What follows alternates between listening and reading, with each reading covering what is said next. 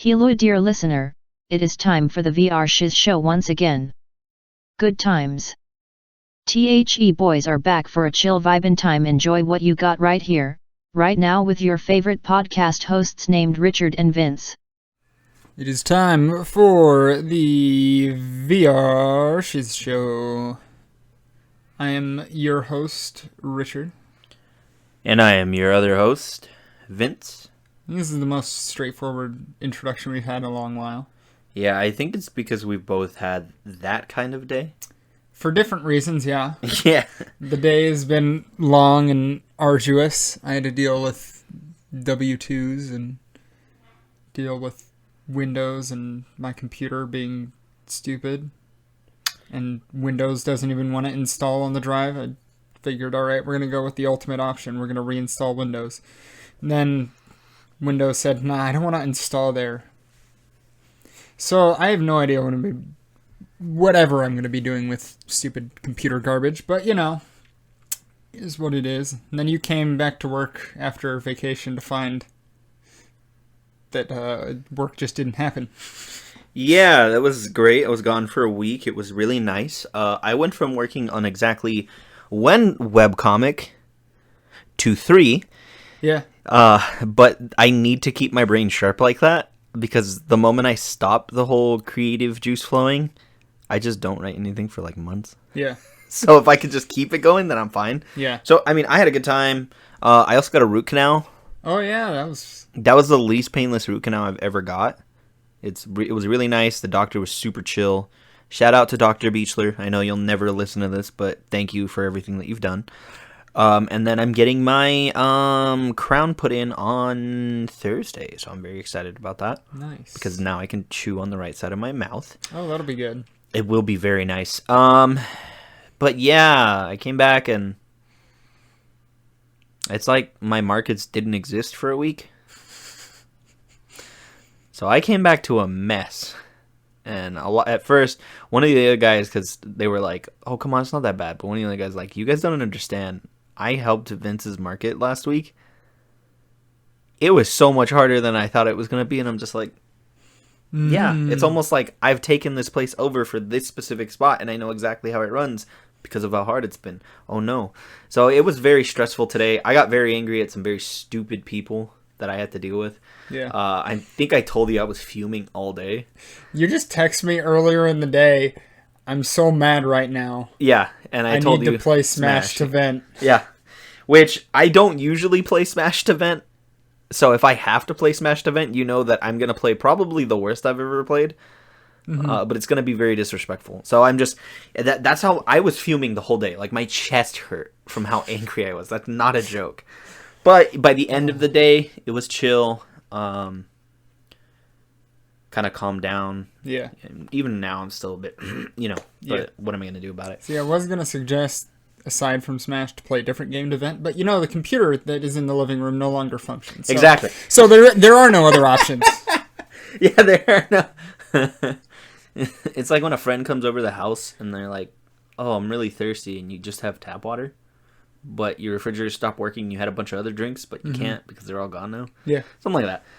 But anyways, besides our venting aside, we can definitely start on media consumed. Do you want to start? Or do you want me to start? I'll have you start, because I need to remember what media I even consumed. Media consumed. Yeah, same, actually. Again, the day has just drained all of my energy, and I was just like, let's get into the podcast, just talk. I've literally been trying to figure out what I was going to talk about for media consumed, because I'm thinking, like, what have I been doing? Again, all I've been doing is writing my stupid thing, and I just haven't touched it. Oh! No, wait, I can't talk about that yet, because I still need to watch the next episode. All right, then I think I know what I'm going to talk about. All right, I'll come up with something while you're doing it. Because I wanted to get back into Red Dead, and so I did a little bit of that, and then I'm like, nope, Red Dead, I'll do that later. So instead, I saw that Dead Cells went on sale. I did see you, I think, like 2 days ago on Dead Cells, or yesterday? Every day. Yeah, probably. I know I saw you at least once playing it. So yeah, I Went over to Steam, saw that nice good old sale, and figured, you know what? I really enjoyed it on the Switch. I know they made a lot of changes that I wasn't too fond of, but I'll replay it. It's been long enough to where I forgot what I even despised in the changes they made. So I've been playing that again on PC, and getting real smooth frame rates on that is really nice. But I've been doing that, and then the gameplay for that is Metroidvania, but also roguelite. So it's not as... Not to say that it isn't explorative, like where you want to explore everything to find everything, but you don't really retread anywhere, which you tend to do in Metroidvanias. Yeah. It kind of takes that with the roguelite elements of you die and try to unlock more as you go along. And so areas that you can't go to, even though it'll generate them in the world, you still can't go to them until you unlock the items. So it's somewhat similar to traditional Metroidvanias, but a bit of a twist on it. It is wonderfully fun 2D combat. They have that wonderful tagline of just like Dark Souls that everyone uses nowadays. Yeah, as you do. It's important marketing term. I think my favorite is Dark Souls Killer. Like Halo Killer. Oh, yeah. Because clearly they always live up to that. Yes. Always, dude. Always. But also... I remember what I was going to talk about. I've been rewatching the Looney Tunes show. That's right. You were telling me about that. Yeah. That has been a trip. Because I'm watching it like, wow, some of these jokes you couldn't get away with nowadays. Today, especially with what they're trying to redo with Looney Tunes.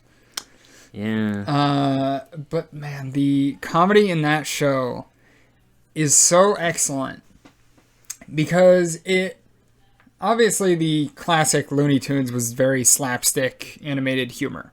Yeah. Like that's what defined animated comedy for the longest time.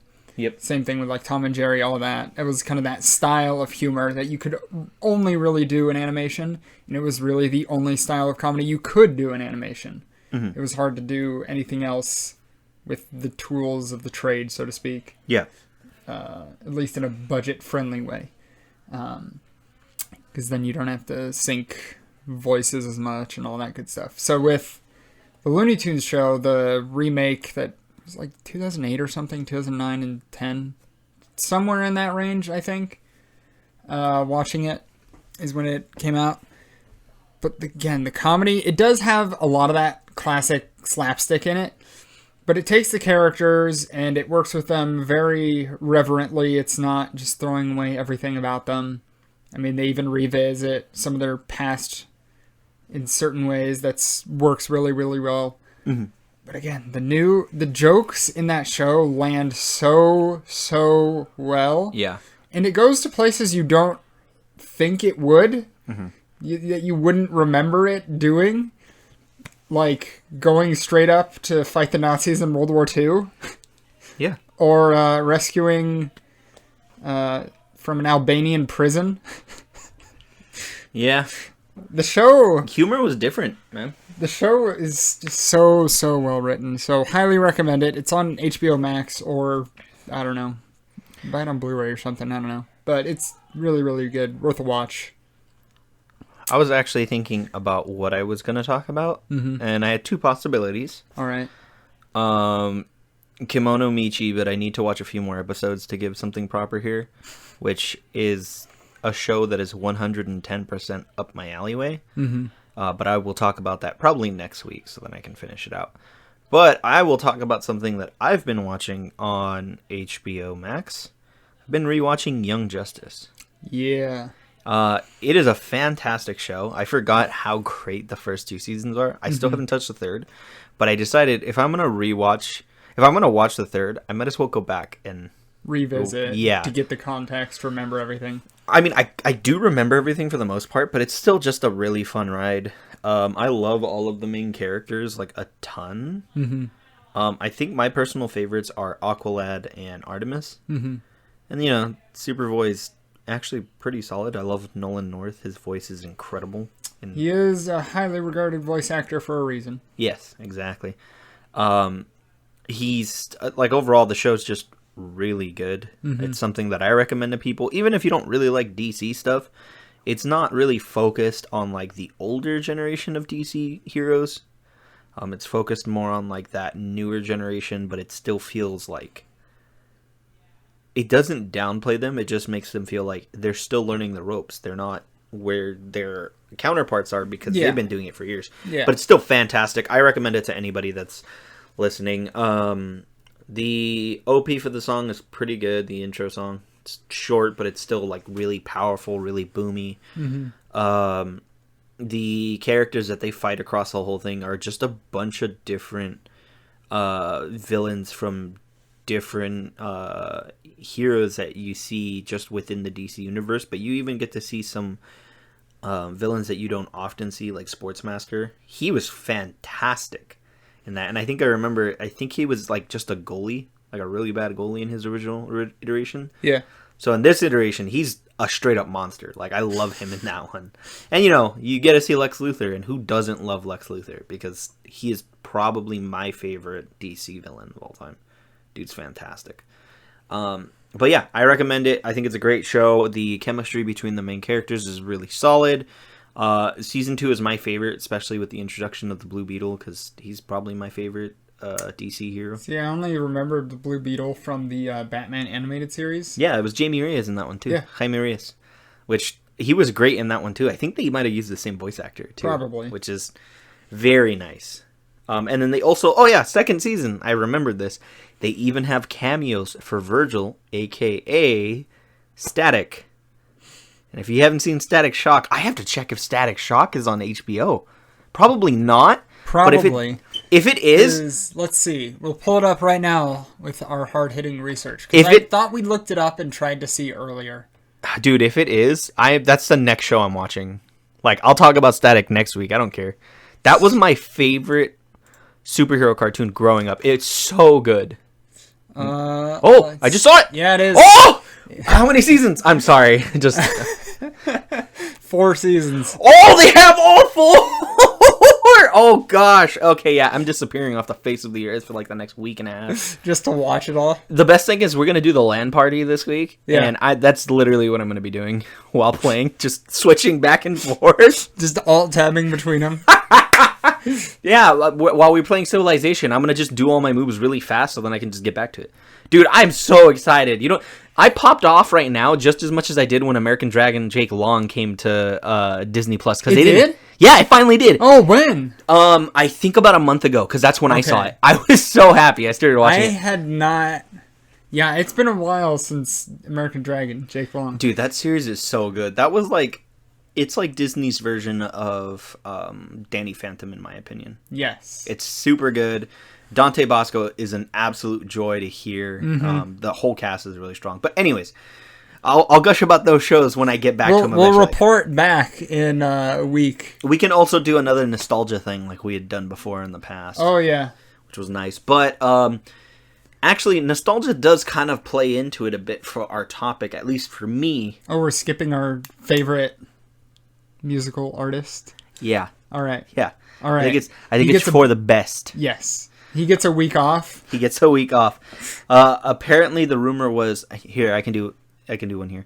The rumor was he was one of the people that was going to be possibly nominated for the WWE Hall of Fame because they do put celebrities in there. Yeah. And his music has been used heavily. Limp Bizkit's music has been used heavily. Yeah. But with the unfortunate acquisition of Peacock buying the WWE and censoring stuff, that might not be the best move. So more likely than not, it's not gonna happen, which is a bummer because as lame great as Fred Durst's music is, he deserves to be there. He's a big wrestling fan, and he has actually helped the industry and used his music to help the industry as well. Because at one point, nu metal kind of defined wrestling. So. Nu metal defined anything that was cool in the early 2000s. That is true. Wrestling was actually really cool in the early 2000s. That's why you had the Monday Night Wars. But yeah, that'll be the super small segment there. Do you want to introduce this one? Yes, I think I'll tackle it. So, both of us watched Godzilla vs. Kong. Mm-hmm. We both have a lot of thoughts on it. Yes. Figured we'd turn it into the whole segment rather than just do one giant media consumed and then forget about the rest of the show. Yep. So we're going to kind of do that anyway, kind of. But with kind of a lens of bigger picture monster movie stuff that we'll talk about. But basically, Godzilla vs. Kong happened right this past week, last week, whatever. So that'll put it in time frame as to how long it took this one to get edited. It was, what's it called? March 31st is when it came out. And Yes. I think I watched it March 31st. Yeah, no, I watched it because I forgot. I thought it would launch like midnight Nope. or like in the middle of the next day. And I'm like, oh yeah, because Easter time, because this is a streaming service. Yep. All right, let's go. So yeah, we both watched it. It was an interesting film. I think I'll give my thoughts on it and then interject where you see fit, and then I'll pass the torch to you for it. Overall, I have heard the large consensus, and I agree with this consensus, making an even further consensus. Consensizing consensus. I'm gonna invent my own language, dude. You're going to be the next J.R.R. Tolkien. Yeah, dude. But it's just going to be gibberish instead of like Elvish or anything.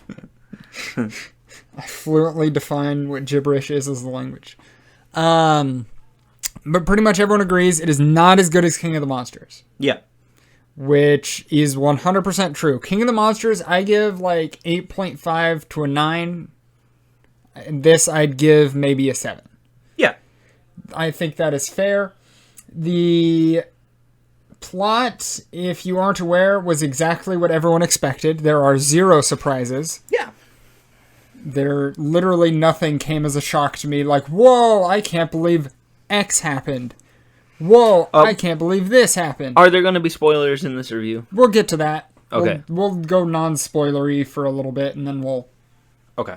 talk about it as though everyone has seen this movie, which by then they should have Yeah. when this comes out. Yeah. Yeah. So yes, the film, again, it has 2 human plots instead of just one, which is a mistake. Yeah. One of the human plots, featuring Mr. Podcast and his 2 sidekicks, should have been removed from the film entirely. Yes. It would have sped things along, trimmed the fat of the film, so to speak.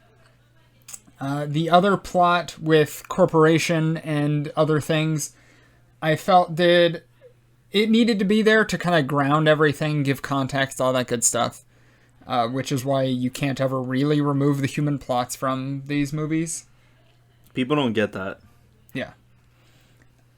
But it doesn't mean that they should be neglected like they were in this one. Yeah, no, that's fair. The acting, the best way to summarize it is that the best actor in the whole film is a girl who doesn't say one word and only does sign language. It's the ideal girl. Would you agree that she was the best actress? I really liked her, yeah. Her character was phenomenal. Everything she did was great. I liked that she was basically Kong's like lifeline too. Yes. I thought that was fantastic. Like we got to see Kong in a more human light because we saw him protect, which I think was very effective for his character. Yes. And so her character was definitely the best. They could have gotten better actors everywhere else, if I'm being honest. If they had better acting and a bit better writing on some of the human plots, it would have made more sense. When we get into spoilers, we'll talk about, in my opinion, the dumbest thing ever in the film. But, again, the action sequences, though, those are phenomenal. Yeah. Which is what you intend to watch the film for in the first place. Yeah. If you're watching it for the human context, You're going to be very disappointed. you are going to be disappointed, which reviewers can never seem to understand. But then again, compared to King of the Monsters, the human plot is significantly weaker. The Yes. guy who created King of the Monsters was able to do something very rare in kaiju movies, and to intertwine the monster stuff but also the human stuff really well. Like, you had the good guy hero humans and the good guy hero kaiju, but you also had the bad guys on both sides, and the way that they reflected, which I thought was fantastic. It did so much better of giving context to everything happening. Yep. It set up why things are happening in a really great way. As well, it made you care about it. Because, again, the human factor in all of these movies should always give context, and it should be there to progress the plot along and give you a reason to care. Yes. All of which King of the Monsters really, really succeeded in. Yes, fantastic. With Godzilla vs. Kong, not as much. Again, I didn't really care about the human plot. It tried to make me care. Which, if they would have just gone with a much more simpler plot for it, yes, I think it would have been more effective, because the overall cinematography, the fights in the series, I think they were the best ones, personally. There were some really cool fights. I still enjoyed King of the Monsters. They had, with Ghidorah, the fights there were incredible. Yes. This overall had better fights, more consistently better fights. But King of the Monsters, I mean, everything with that. The last fight was super dope. So good. I think the one where they dropped the oxygen destroyer was my favorite. Oh, yeah. That was so good. Yeah, The introduction of Rodan and everything. But King of the Monsters had great, but this had phenomenal fight sequences. Really well done, really well stylized. But yeah. I think the biggest thing for me is you could tell they 110% wanted to go with the bonkers aspect of the Monsterverse. Yes. But they didn't fully commit. And I think if they would have, it would have been better. They were just shy of fully committing, which we'll talk about in the spoilery part. Yeah. Which they tease to expand more into. Yeah. Which I can't even imagine what the heck they're going to do in the next movie. I have no idea. They set up, basically, we can do whatever we want for the next one. Yeah, 100%. But yeah, any other thoughts you had before we get into spoilery discussion? I think it's like you said, the human elements are the weakest in the entire Monsterverse here. Yes. And that's saying something, because the original Godzilla exists. I love the guy, I can't even remember his name, that's awful. The guy, Ford, the guy who played the main character in the original Godzilla. I liked him in Kick-Ass and everything else. But he was a cardboard box in that movie, in Godzilla. Yes.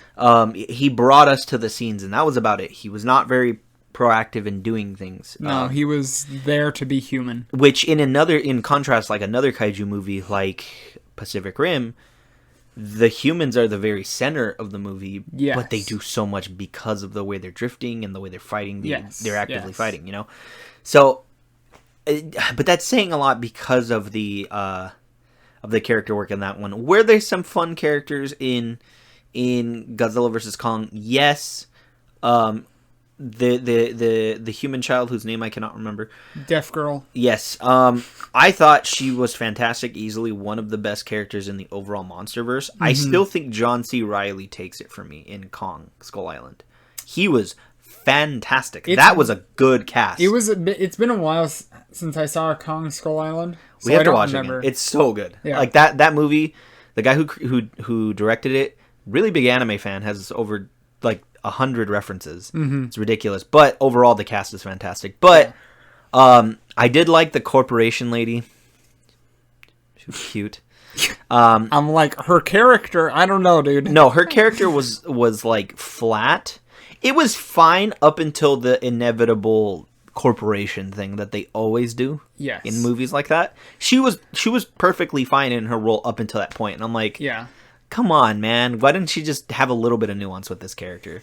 Yeah, no, absolutely not. Because the thing is with... Actually, I almost went into spoiler territory. We'll wait on that one, because that's my biggest gripe with the series, with this movie. So we'll wait on that. Yeah. Fights are phenomenal. The cinematography is phenomenal. I think you know what I'm referring to later on, but Yes. that one scene that we've seen Yes. where Kong is exploring, it was bonkers, but it was beautiful. Mm-hmm. I was like, man, they definitely spent money. Yeah. And it felt great. Yeah. The lore is a bit weird, Yeah. Yeah. but I'm still for it. It's dumb, but I'm still for it. Yeah. It's a monster movie. You're not supposed to take it seriously. Yeah. Not like the original Godzilla. Because that one you were supposed to take seriously. Yes. But I think with that we'll transition into spoilers.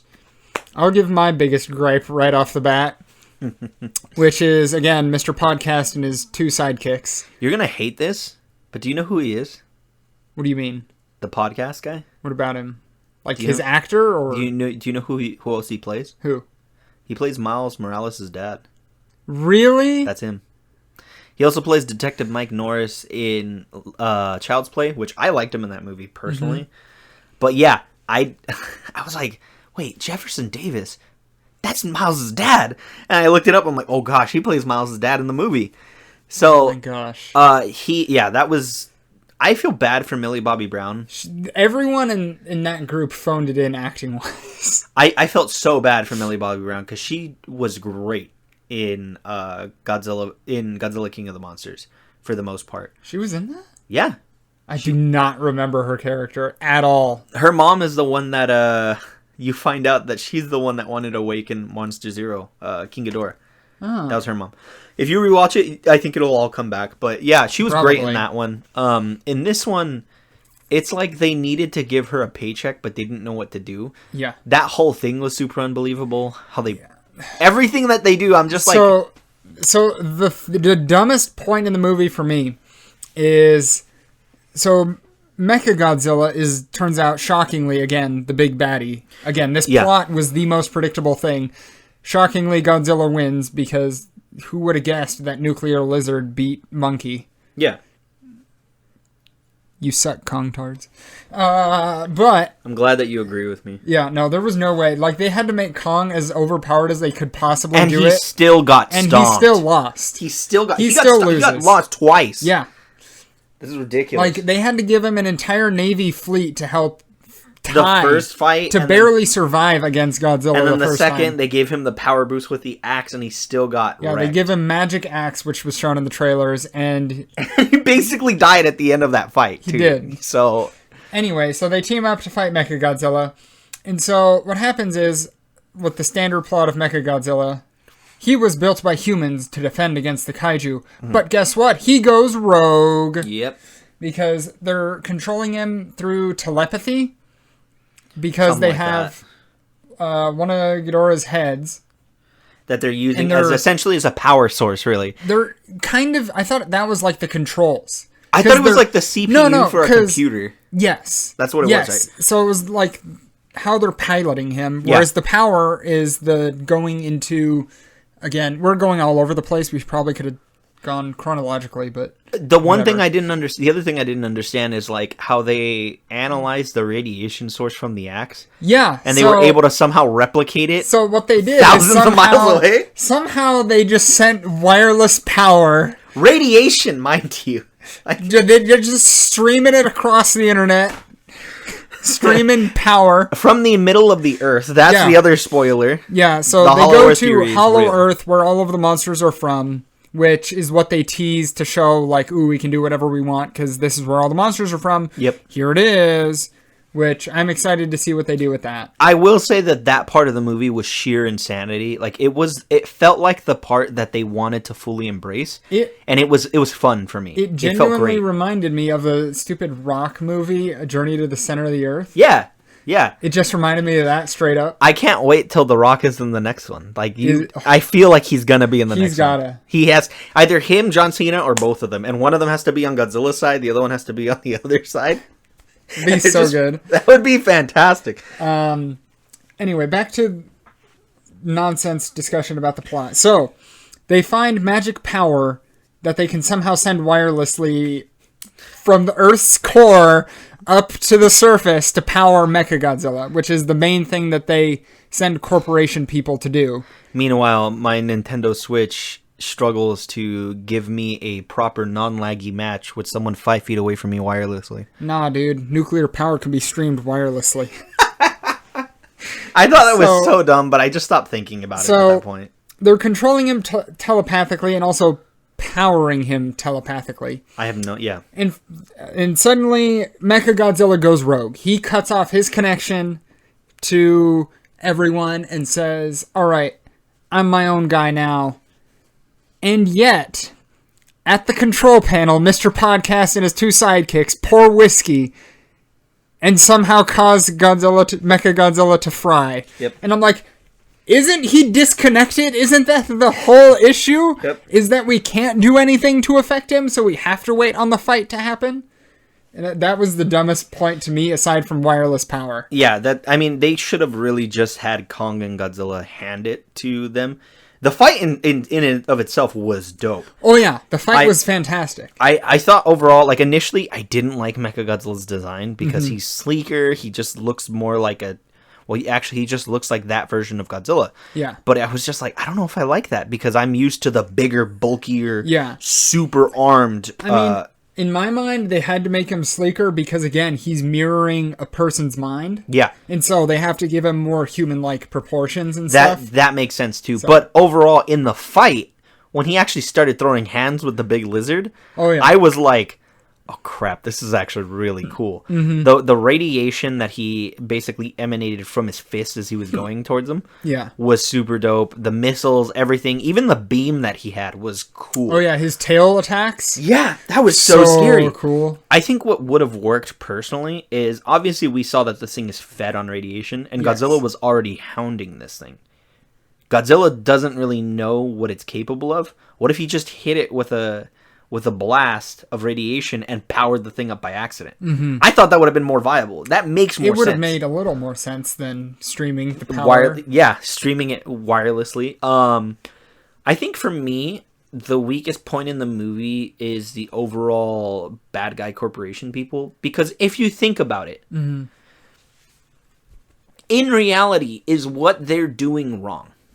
No. Creating a super weapon that puts us on the level playing field with extinction level events. Yes. Because if Godzilla really wanted to get rid of humanity, what could we do to stop him except build another oxygen destroyer, which for some reason they didn't have in this movie if they really wanted to take him out. That almost killed him last time. Yeah. But they're like, nah, giant robot. That's the way that they went the freaking Pacific Rim way. Yeah. Which, in reality, that would have been smarter. There could have been better ways to bring in Mechagodzilla. But the whole corporation thing, you had Serizawa's kid who basically revered Godzilla as a god in the first 2 movies. He gives his life in the second movie by nuking himself to revive Godzilla. Yeah. And then his son is like, all right, cool, time to build a weapon that destroys Godzilla. Like, to me, there's that weird shift. It doesn't give him any motivations besides, like, I'm evil. The one main corporation guy, who's that Mexican dude, who's a fantastic actor, by the way. He's in a lot of really good stuff. He's seen as a bad guy when in reality, I think what they should have just had them be was tragic heroes. Yeah. You know, because they could have seen the devastation that Godzilla has caused before. Yeah. And it could have been a direct result of some of his family members getting killed or even his daughter. And it's just, he's like Mark in the second movie where he can't reconcile the lizard taking his son from him up until that point. But for him, there's no going back. Since he has all the money and the power, why not bring something like... In reality, he's grieving, and he this is the way that he grieves, but he thinks he has to avenge the loss of his daughter through that. Yeah. I think that would have been a lot more nuanced, personally. Yeah. I mean, I felt that the generic reasoning made sense of humanity wants its own way to defend itself from big monsters. Yeah. Build Mechagodzilla as the way to do that. But every single one of the smaller details, as you said, about that could have been fixed. Yeah, and it would have made the overall plot stronger. I will say the Hollow Earth stuff, fantastic. Yes. It's such a cool concept. It is super bonkers. The whole inverted gravity thing, I was like, I have no idea how that makes sense. But I loved it. That was another thing, is like, we need Kong to find the way. And I'm like, Cool. Oh, turns out it's just a straight path. And they just wanted to follow Kong. Like, there was no indication of anything like a maze that showed that they needed Kong. I'm like... If anything, the only thing they did was give Kong the power boost that helped him take out Mechagodzilla, but not Godzilla. Yeah, again, the generic plot line would have worked. Mm-hmm. They could have worked with that. Of, we need to get Kong out. He's getting too big for where he is being kept. We also need to go find this power source to power our defenses. Godzilla's still roaming around. We are thankful for him, but we're not sure we can trust him. And all of that would have worked, going to the Hollow Earth to get the power source. Every single one of the generic plot points could have worked fine. But the small details of everything were so dumb. And they definitely, again, should have gotten rid of Mr. Podcast. Yeah. It's that entire plot line adds nothing. It's a big bummer because, again, they didn't need any definable human villains or even a definable kaiju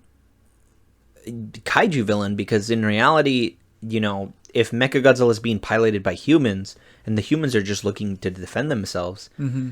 there's no real bad guy, but there is a threat. Yes. And I think that would have been,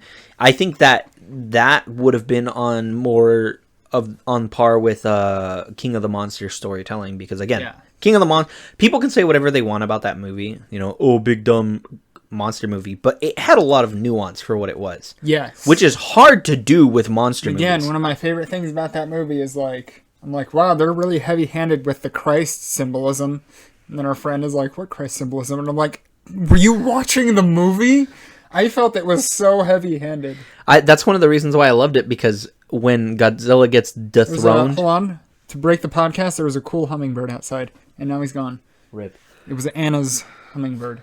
I like how you know that, because I wouldn't. Yeah, not because I don't want to. It was a male, because the males have the big red patch under their chin. I also learned that I watched a video from Zafrank, who does True Facts series. I think I've shown you a few of those. Yeah. His videos are fantastic. Yeah. But just so you know, hummingbirds, when they tweet, sometimes when they're doing dive bombs, they're just wiggling their tail feathers in the wind. Interesting. Yeah. Anyway, back to the actual discussion.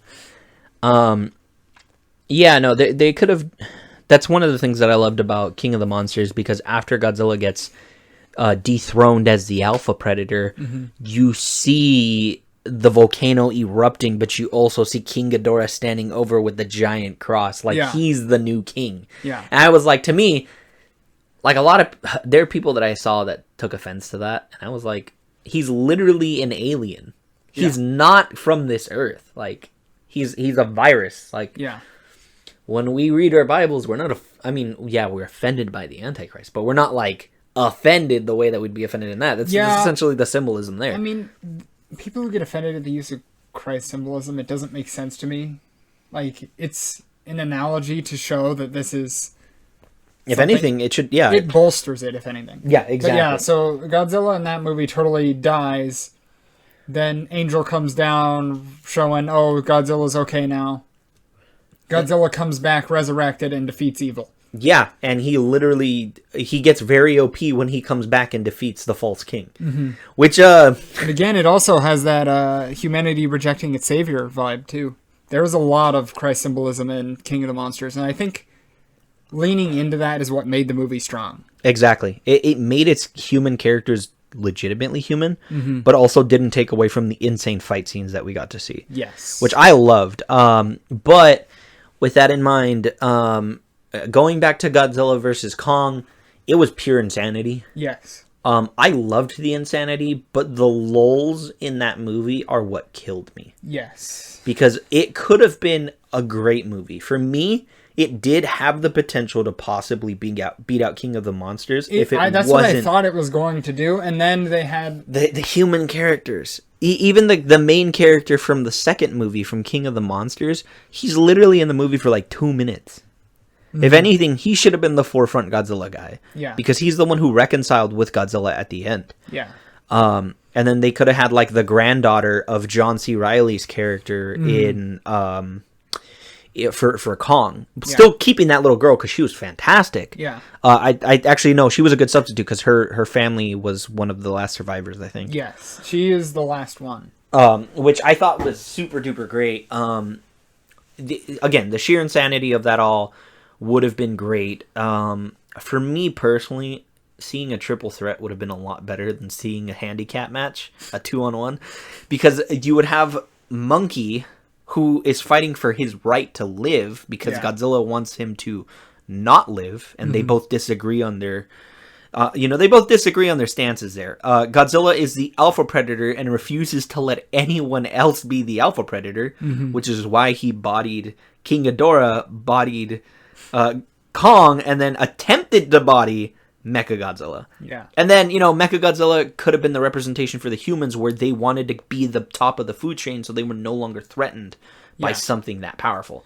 If they would have had that triple threat but still had the Kong and the Z on top, where they realized that, okay, they had to destroy the giant robotic lizard, but because of that fight, humanity earned their respect and they left them alone. I think that would have been dope, because then there's just like, crap, dude, we have to do this again. I don't think we can finish it. That would have been perfect for me.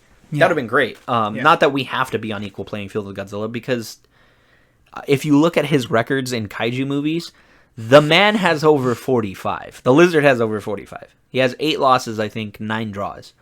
Dude is a monster, literally.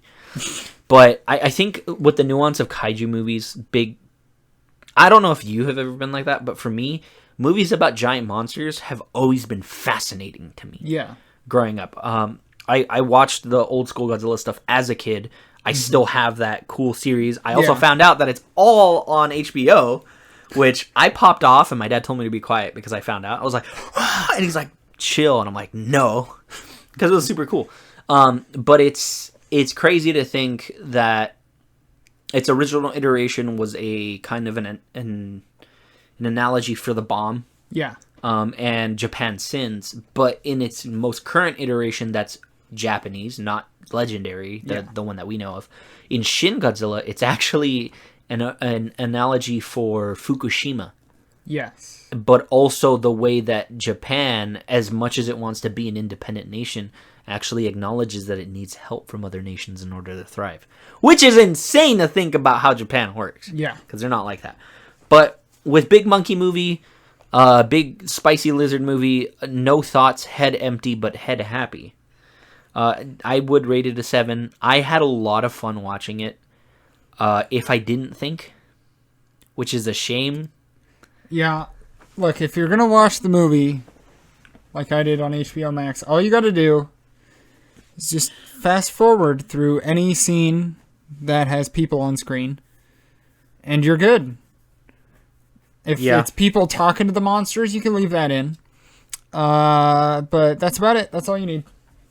Yeah, I would recommend, if you do like kaiju movies, go watch it. Again, it's a 7 out of 10. It's not a bad film by any stretch.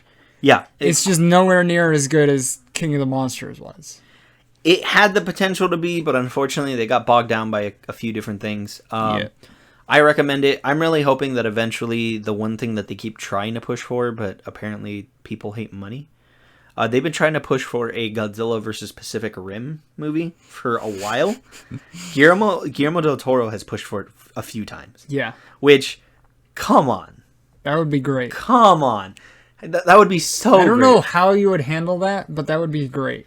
I think what they could have done is pretend that the second movie didn't exist. Because I heard it was garbage. I've also heard that the second Pacific Rim was not good. Yeah, what they could have done is, you know how they nuke the area they nuke the other world in the first movie at the end of it? Yes. Well, Godzilla's naturally attracted to radiation. Have that mass of nuclear energy waken the big lizard up. Mm-hmm. Realize, there's a lot of things throwing their weight around here that is not me. Yep. You know, that would have been perfect. Perfect setup. Simple. There, I did your job for you. It's not Paramount. Who is it? I have no idea. I don't remember who did Legendary. Legendary, call Richard and I. We will write a better Godzilla movie for you. Yeah. I promise. It'll be great. That's all that needs to happen.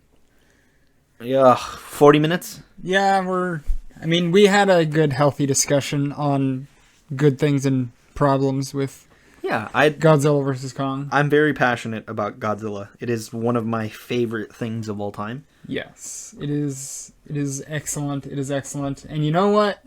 If nothing else, it's not the 1998 Godzilla. You know what? As awful as some of the older movies are, none of them come close to the 1998 Godzilla. But if it wasn't for that movie, we never would have gotten the animated series, and that animated series is good. It's really good. I haven't seen it. So. You should totally watch it. I recommend it. All But right. anyways, thank you everybody for joining this very wonderful and informative discussion about big monsters. Yeah, dude. Kaijus. Big monster time. Go watch King of the Monsters. Go play watch, Rampage, Yeah. things like that. Maybe watch Rampage. I have that movie and I haven't seen it yet. It's just chilling in my room. I still have to watch it. I heard it was all right. Yeah. Well, It did we'll have The see. Rock in it, though. Yes, that's all you need. Yeah. To make it mildly successful. Yeah. All right, right. everybody. We'll leave it at that. See you soon.